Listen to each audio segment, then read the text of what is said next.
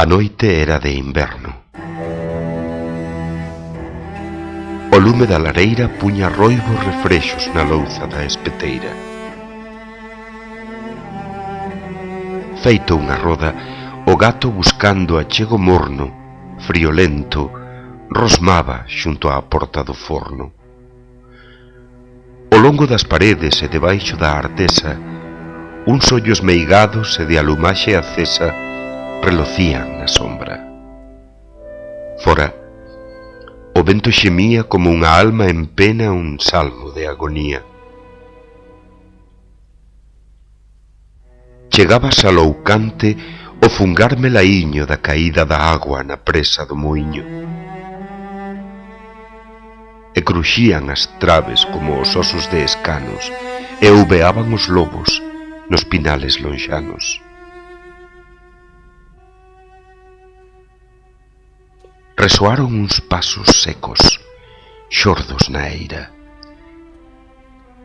e retorceuse en circos o lume da lareira. Ela ergueuse temblando e abrazouse a min, morta de friaxe e de medo. E petaron á porta.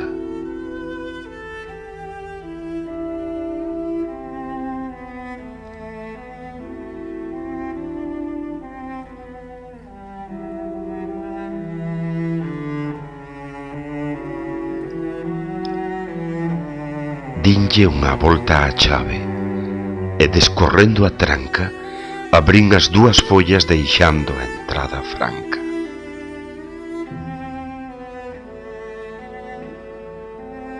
Nadia. Nin no camiño nin na eira había xente. Estremeceume o corpo a bicada doente dunha racha de frío que tullía de crúa. Xemía o vento, os lobos ouveaban. A lúa camiñaba nun leito de nubes e blancores como unha nena morta de feitizo de amores. E alá, parpadexando na fondura sombriza do horizonte, tembraba unha estrela roxiza. Pechei.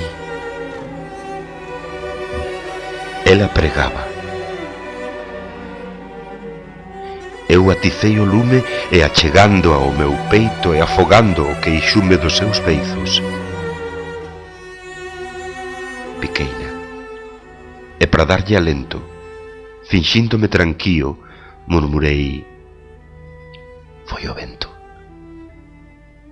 Ela estendeu os brazos e agarroume a cabeza e, febrenta e doída, surrindo con tristeza, coa tristeza encantada dese amor de pecado que xamais neste mundo nos será perdoado. Baixo, moi baixo, dixo. O que petou á porta foi o remordimento.